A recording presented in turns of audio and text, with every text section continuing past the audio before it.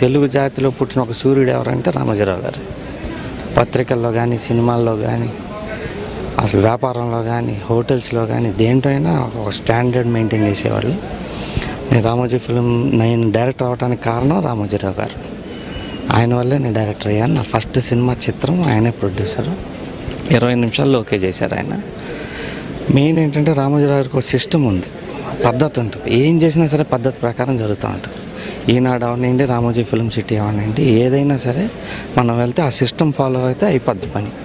అంత పద్ధతిగా ఉండేది. అసలు ఈ లాస్ని నేను చెప్తానికి పదాలు కూడా సరిపోవు, అంత భయంకరమైన లాస్ ఇది. రాజకీయంగా లాసు, స్టేట్కి లాసు, పేపర్ జర్నలిస్టులకు లాసు, సినిమాలకి లాసు, తెలుగు భాషకే లాసు. ఈ లాస్ని మళ్ళీ పూడ్చలేం. నా టైంలో నేను చూసిన తెలుగు జాతిలో పుట్టిన ఒక సూర్యుడు ఎవరంటే రామోజీరావు గారు. పత్రికల్లో కానీ, సినిమాల్లో కానీ, అసలు వ్యాపారంలో కానీ, హోటల్స్లో కానీ దేంట్లో అయినా ఒక స్టాండర్డ్ మెయింటైన్ చేసేవాళ్ళు. నేను రామోజీ ఫిలిం నేను డైరెక్టర్ అవ్వడానికి కారణం రామోజీరావు గారు. ఆయన వల్లే నేను డైరెక్టర్ అయ్యాను. నా ఫస్ట్ సినిమా చిత్రం ఆయనే ప్రొడ్యూసరు. 20 నిమిషాల్లో ఓకే చేశారు ఆయన. మెయిన్ ఏంటంటే రామోజీరావు గారికి ఒక సిస్టమ్ ఉంది, పద్ధతి ఉంటుంది. ఏం చేసినా సరే పద్ధతి ప్రకారం జరుగుతూ ఉంటుంది. ఈనాడు అవనండి, రామోజీ ఫిలిం సిటీ అవనండి, ఏదైనా సరే మనం వెళ్తే ఆ సిస్టమ్ ఫాలో అయితే అయిపోద్ది పని. అంత పద్ధతిగా ఉండేది.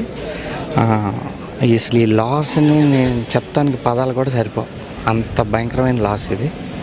రాజకీయంగా లాసు, స్టేట్కి లాసు, పేపర్ జర్నలిస్టులకు లాసు, సినిమాలకి లాసు, తెలుగు భాషకే లాసు. ఈ లాస్ని మళ్ళీ పూడ్చలేం. నా టైంలో నేను చూసిన